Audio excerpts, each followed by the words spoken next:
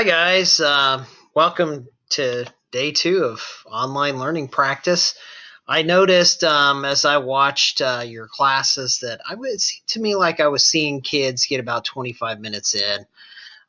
So you must have had shorter class periods. For class periods, 30 to 35 minutes. It's hard to with Ed Puzzle. It's hard to get more than 25, 30 minutes watched. So you're gonna need to finish those off tomorrow, or even this evening if you can.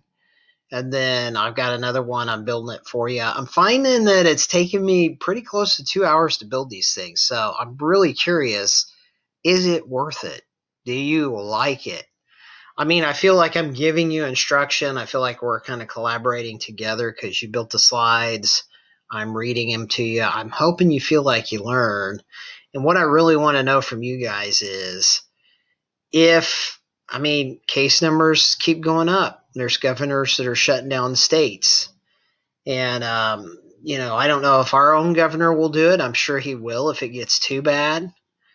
And it might very well be a county by county situation because right now in Tippecanoe County it's bad, but North White County, even though our positivity rate's high, it seems to be a little safer up there. So my question to you really, and this is just something that I really want to get your feedback on here, and I'll post another question at the end of this video, is just really think about if we go to online learning, are you going to be able to keep up with this? Can you build a slide for me? If you send it in, if we collaborate on a slideshow together, is this an effective way for you to learn, me building this video and sending it back to you with some questions about it? Because it does take a lot of time to make these things.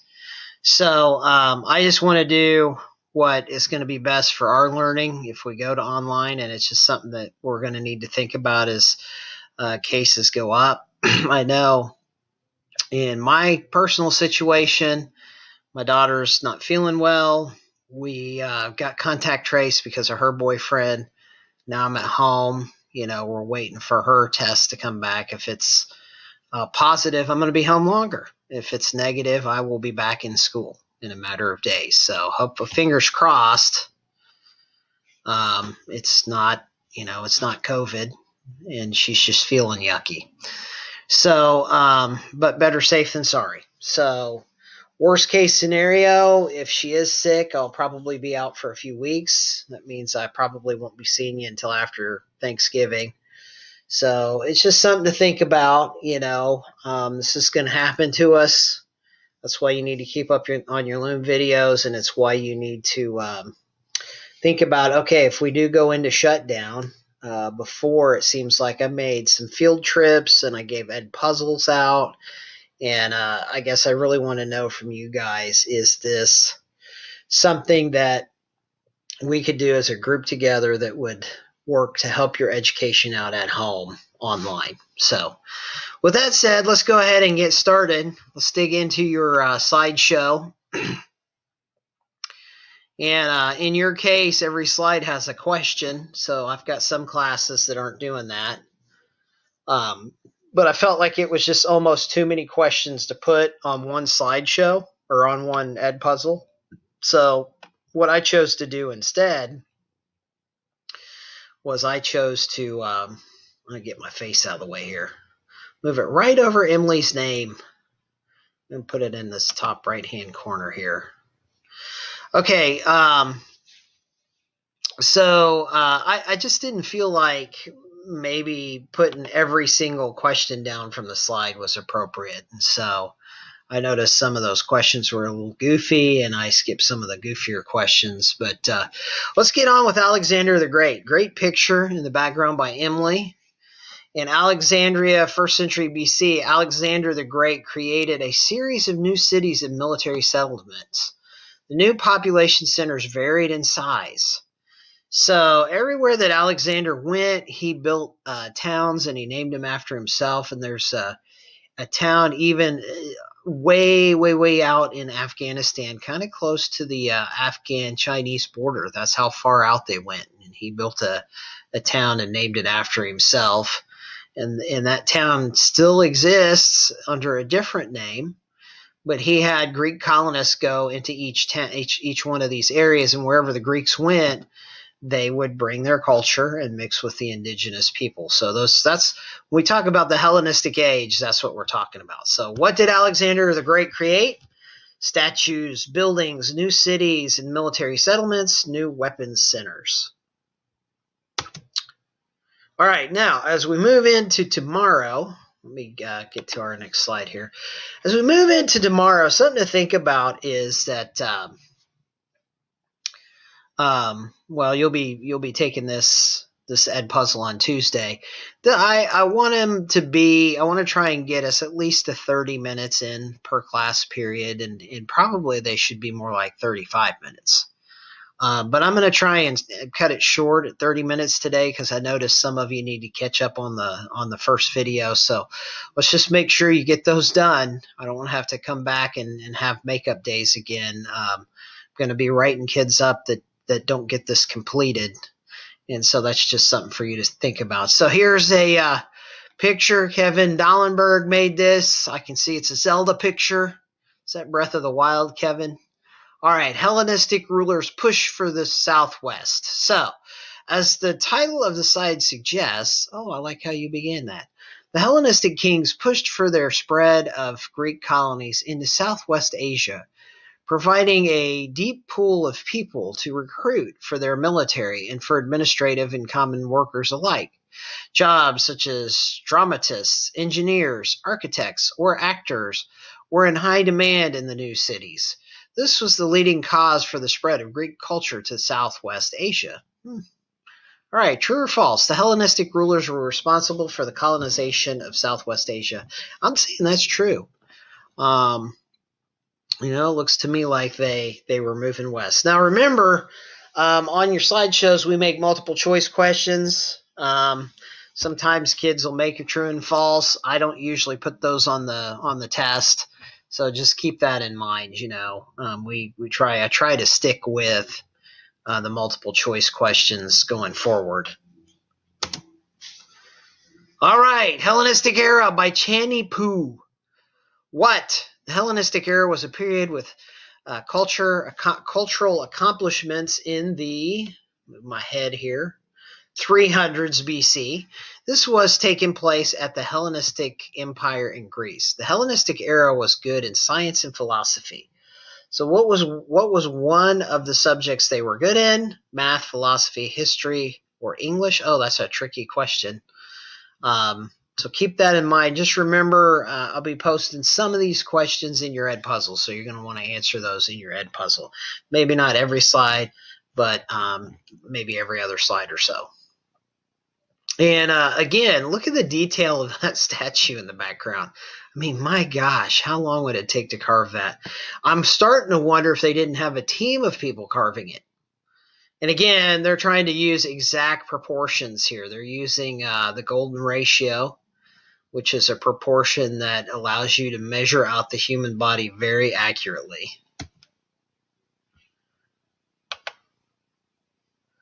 Okay, arts and literature. So summary, rebuilding of old cities and founding of new ones. The old ones presented Greek architects and sculptures. Hellenistic kings were willing to spend money to beautify the city within their states. The buildings were characteristic of Greek homeland. Baths, theaters, temples were aligned from the streets of the city. So, and this was by Patty Minjavar. So here's you can see the entrance.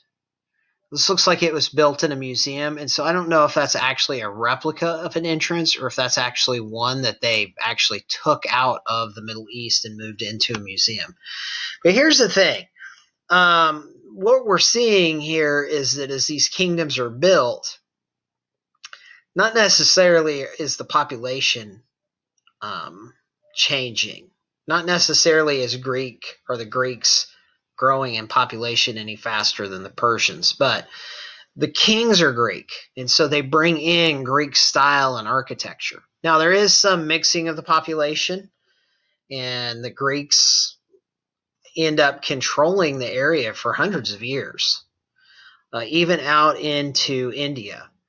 And also, something to think about is that wherever these Greeks go, they get exposure to other cultures as well. And so, what's happening is, let me go back to Patty's really quick. What's happening is that in these city states, you'll get like Buddhism. If you're out in Afghanistan or Pakistan, Buddhism starts to influence the Greeks. And so there were actually some of the first Europeans to become Buddhist were these Greeks that had conquered these areas. So, question, what were the Hellenistic kings willing to do? Help build cities, spend money to make their cities prettier, make food, help their people. Okay, Wyatt. Need a title and a picture on there, but otherwise, here's his slide. The founding of new cities and the rebuilding of old ones presented opportunities for Greek architects and sculptors. Hellenistic kings were very willing to spend money to beautify the cities within their states. The buildings characteristic of the Greek homelands, baths, theaters, temples, line the streets of these cities. True or false? The founding of new cities and rebuilding of old ones presented new opportunities for the Greeks, at least Greek sculptors and artists, right? Oh, let me go back one. Okay, Brendan writes about Hellenistic art. Hellenistic sculptures maintain the technical skill of the classical period. And let me move myself here. But they moved away from the idealism of earlier classicism to more emotional and realistic art. So, as I look at this bust that he puts on here, yeah, the nose is broken off. But if I understand this correctly, they actually painted these. So they tried to make them look as realistic as humanly possible. And these statues are so old. What we're talking about, 2,300 to 2,500 years old. These statues are so old that the paint has just worn off of them, and all we have left is the marble. But imagine this guy with black hair and brown, kind of olive brown skin and brown eyes. They would have even painted in as the color of his lips. So they were really going for detail. Probably painted eyes, irises and eyes into the sculpture itself. So what kind of art did Hellenistic move to? Drawing and printmaking, painting and plastic art, emotional and realistic, calligraphy and photography. Hey, good question. Good question. All right, the Hellenistic age. So in Alexandria in 323, Apollonius of Rhodes wrote the epic poem Argonauts. He specialized in short poems that expressed a love of nature and appreciation of beauty. What epic poem did he write? Lovestruck, Argonautica, or Natural?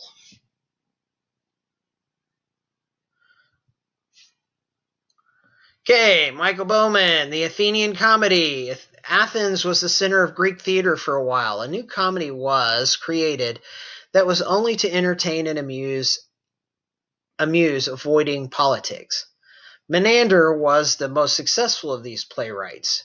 The image I chose is the head sculpture of Menander himself. Very good, Michael. There's these famous kings, famous people of note, people that had wealth and money could afford to pay sculptors to carve their busts and then paint them. So, who was the most successful playwright? Menander, Snoop Dogg, Gabriel Fluffy Iglesias, isn't he a comedian? Or Wiz Khalifa? Okay, Samos developed the theory that the sun is the center of the universe. While the Earth rotates around the sun in a circular orbit. The prevailing view, in contrast, held that Earth was at the center of the universe. The new theory was not widely accepted at the time. Who developed the theory, Samos or Alexander the Great? Okay, so this is also kind of like there's all kinds of sciences going on in all these different countries. In Egypt, in Babylon, in Greece, in India, It seems like the Indians and the Greeks particularly had developed like methods of mathematics and science. And as this empire grows, these sciences kind of merge, and the Greeks kind of lead the forefront in the sciences. So this is kind of, we're getting towards the end of the ancient world. And what we find is in the end of the ancient world, they had really sophisticated sciences. They had figured out that the Earth actually circles the sun and that the Earth is a globe. So, even back 2,300 years ago, there are Greek scientists that are like, hey, we can deduce that the Earth's round by measuring shadows and where shadows lay at certain times. And so even back then, there it is. They're measuring the Earth, right? Eratosthenes, around the modern times, I'm going to say his name wrong. Eratosthenes, the astronomer, determined that the Earth was round and also calculated Earth's circumference. A mathematician, Euclid, also wrote a book called The Elements. So what did Euclid write? The Elements, the optics, science, or chemistry? Okay, so what's going on here is that Euclid discovers atoms. He deduces what atoms are, the smallest unit that you can measure in chemistry. And then we now know that atoms are composed of like electrons and neutrons, so we can go even smaller than that. But at this time, he's talking about atoms, an atom of oxygen or an atom of water.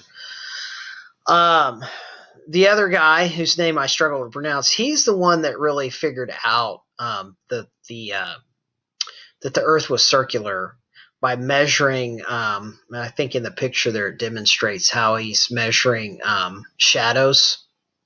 And so he was going to different places in Africa at the same time and measuring shadows and saying, hey, wait a minute, these shadows are at different angles.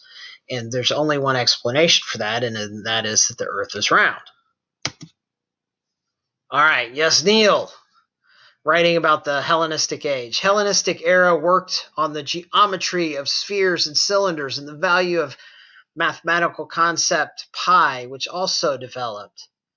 He may also have devised the Archimedes screw, a mechanism used to drain water from mines and raise irrigation water as a practical inventor. Who worked on geometry of spheres and cylinders and the value of mathematics? The Hellenistic age, William Alexander the Great, or Mr. Fields? I think that was probably Archimedes, which maybe Neil missed. So that's probably not a question I'm going to put on your slideshow here. Okay, in the Hellenistic period, Athens remained the chief center of philosophy, attracting prominent thinkers from all over who founded schools there. Epicureanism, Stoicism, the emergence of two new systems of thought enhanced the prestige of Athens as a philosophical center. True or false? In the Hellenistic period, Athens remained the chief center of philosophy, attracting prominent thinkers from all over. Let me go back. From all over who found schools there. Okay, Michael Bowman. One school of thought was Stoicism. It ended up being the most popular philosophy that later flourished in the Roman Empire. It was a product of a teacher named Zeno. Zeno came to Athens and then started to teach in a building called the Painted Portico. Who came up with Stoicism? 21 Savage, the Amigos, Zeno, or Leonidas? Okay, Stoicism is a school of thought, and so is Epicureanism. So Dane writes about Epicureanism. Notice the Epicurean quote, life is good, make sure to enjoy it. At the end of the 4th century BC, Epicurus founded Epicureanism, a school in Athens. He believed that human beings were free to pursue their own self-interest and achieve their objective of happiness. Wow, that sounds familiar. The pursuit of pleasure. The only true good was the means to happiness. Epicurus did not speak in a physical sense, which is what our word Epicurean has come to mean. of the pursuit of pleasure. Instead, joy was free from emotional turmoil and anxiety. What did Epicurean do at the end of the 4th century? Kill everyone? Died, killed himself, started a school in Athens. Okay, again, probably need to develop, like, the question's not bad. It's just the multiple choice answer. So at that point, why not just make it true or false, right?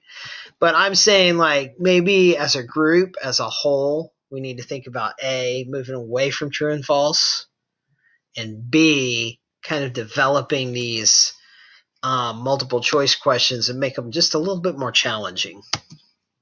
Otherwise, great slide, Dane. All right, I think that's our last slide. So let me see how much time I got on the clock here. Wow, we really moved through that quickly. So that's good. What I'm going to do is I'm going to allow you guys to catch up on this. And I'm going to build in some questions on these Edpuzzles. Like I said, a 30-minute video really is taking quite a bit of time. So that's just something to think about. And I'm gonna bring this back to you as a question, and then I want to go ahead and show you a map of Alexander the Great's empire. Just talk about that a little bit.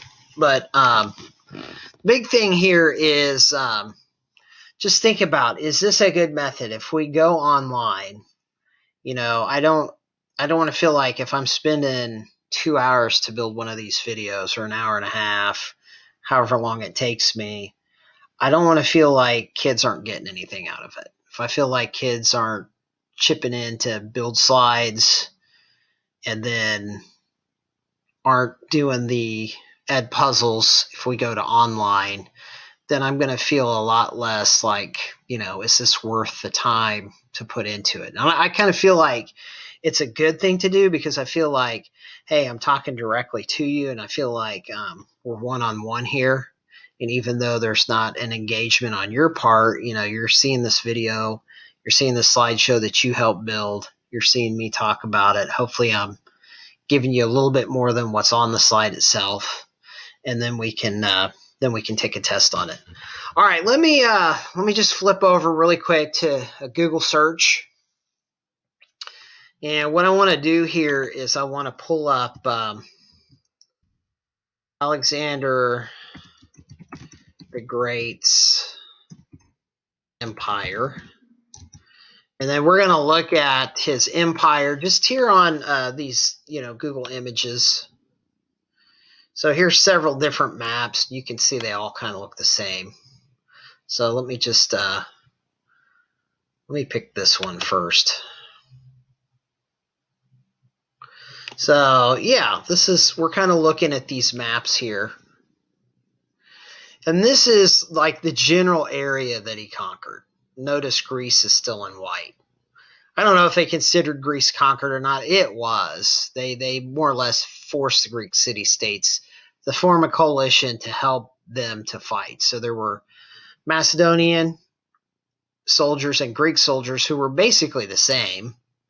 And then wherever they went and conquered, they pulled in native troops as well to fill in the gaps in their army. So here's this might be an interesting map. This is a map of the route that he took. So you can see, in this map they've got all of Greece. But he comes into Asia Minor here, he goes down, and you can see kind of the battles where he fought. And every battle he fought, he won. There wasn't a battle that Alexander the Great ever lost. He comes in here to Egypt, and he's adopted as a hero. I think there's a story about him going to a temple, and the people of the temple saying, "Oh, you're the son of Amun-Ra." And then he builds Alexandria here. You can see Alexandria. Then as we go on up, he actually makes his capital eventually Babylon, but he defeats the Persians. He defeats Darius. And then for years after that, he marches through here defeating Persian after Persian, conquering their cities, and then marching out into their territory out here, out east. I think he kills Darius somewhere out here. Actually, the story of Darius is a little sad. Darius is on the run. He keeps trying to offer Alexander the Great deals. Alexander the Great really wants to capture him. And then what ends up happening is his generals decide to go ahead and kill Darius, his own generals, to stop Alexander the Great from going after them. And so they bring his dead body to Alexander the Great, and Alexander the Great's furious and has the generals killed because he wanted to capture Darius for himself. Anyway, he finally gets out here to India. He wants to go into India. And his troops, by the time he gets out here, they've been fighting for 10 years, and they're like, we're done here. We want to go home. We want to go back to Babylon, and we want to enjoy our wives and our treasure. So they did fight their way down the Indus River, kind of establishing themselves, taking a few Indian cities, and then they marched back through the desert. Now, ironically, more of his men die marching back through the desert than actually die on the entire campaign. So he probably should have taken ships back. I don't know why they didn't do that. I don't know what the thought process was there. Maybe it was just to show how tough they were. Now, when Alexander the Great dies, and again, we don't know exactly what happens to him at the time of death. There's a lot of different rumors. Was he, did one of his generals assassinate him? Did he die from an arrow wound? Towards the end, he was a heavy drinker, and so it could have been any combination of those that happened to him. What if he had a wound and then weakened his immune system by drinking too much? So he dies at 33 because really, even though he's like a king and a prince and a conqueror, he lived a pretty rough life. I mean, he fought in the front lines of every battle. He had plans to do more conquering. He wanted to march out. If I look at this map, he wanted to march out from Egypt and march west, and he wanted to conquer Carthage and Rome. Those were his next targets. But he gets back here to Babylon, and he has two wives and one husband, and he dies in Babylon. He did have one son. His son and wife end up getting assassinated, and then his generals split up the empire. So it splits into four main parts: the Ptolemaic, the Antigonid, the Seleucid, and then it's this other Greek city-states. But there's a Macedonian kingdom, there's the other Greek city-states, and then there's these kingdoms. Now, eventually Rome comes in here and takes, pretty much everything from about here over. So if we go here to the left, Rome conquers all this area. And those Greek city-states were still in existence when Rome came around. They fought off Alexander, or they tried to fight off the Romans or ally the Romans, and the Romans just came in and sided with one Greek kingdom against another, and would just eventually end up taking control of both. If we look at the empire on kind of a global map, it's huge. It's a big empire. And like I said, wherever Greeks settled, here's another picture of it. Wherever Greeks settled, they adopted the local culture. So you had Greeks out here and Greek settlements that were adopting things like Buddhism and Hinduism, and they were even like the Greeks knew about the Buddhists. So that's something that later on in Europe they kind of forget about, and that doesn't reemerge as kind of a religion that Europeans pay attention to all the way up until modern times. So, all right, so that's going to be the end of your slideshow. Let me just say this in conclusion here. That is that since we're done with the slideshow, this is going to be your work on Tuesday. Your work on Wednesday will be taking the test that goes with the slideshow. So I will build a Google quiz. I want you guys to come in on Wednesday. That should be loaded on your Google Classroom, and go ahead and get on there and take your quiz, and that'll be your Wednesday lesson. So I will have that. I will have that loaded and ready to go for Wednesday. So you got the next 2 days planned out for you, and hopefully I'll get some good news results from the test and be back on Thursday anyway. So take care, guys. I'm looking forward to seeing you again, and good luck with this Ed puzzle.